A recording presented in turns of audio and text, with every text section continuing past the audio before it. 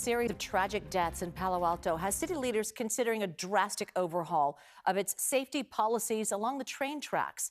Next week, the city council will consider paying for 24-hour human security at all 4 of Palo Alto's Caltrain crossings. Another item on the table, eliminating the use of train horns next month. The council is also considering a temporary closure of the Churchill Avenue crossing right by Palo Alto High School. It was about 2 weeks ago, a student there died by suicide. That's the 4th high schooler to die on Palo Alto train tracks in the past 2 years. Our Sooji Nam spoke with a Palo Alto parent who lost her own son to suicide about why she believes these changes are necessary.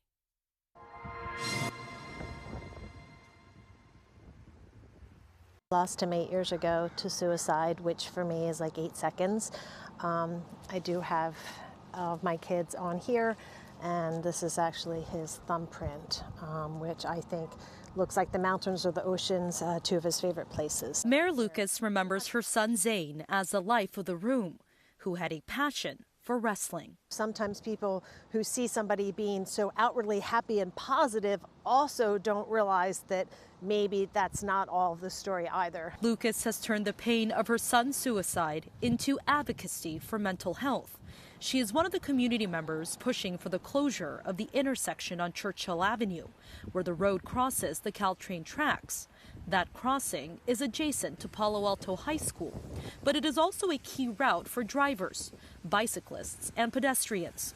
Palo Alto city leaders will vote on a plan that temporarily closes this crossing so they can assess emergency response time and impact to foot and car traffic. I think it's a worthwhile experiment to see what the impacts are. Raminder Bajwa has been living in Palo Alto for more than 20 years. His kids also went to Palo Alto schools. If the intersection is shut down, then it will divert some traffic onto El Camino towards Embarcadero and Oregon Page Mill. I'll just have to account for a little bit more time,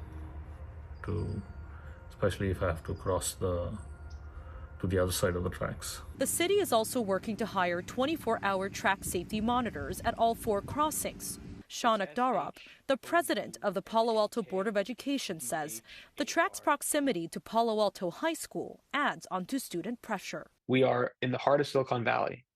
There is a huge amount of intangible pressure from being in the center of this, disruptive exceptionalism that students over and over talk to me about. The city had already installed high visibility markers and camera systems using AI to detect irregular motion. There isn't going to be a day when that track doesn't make it hard to be at that high school. Lucas says this is one step forward to save one more life.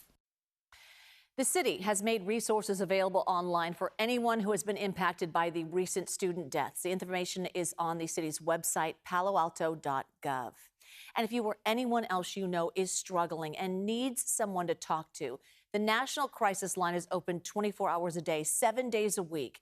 You can call or text 988.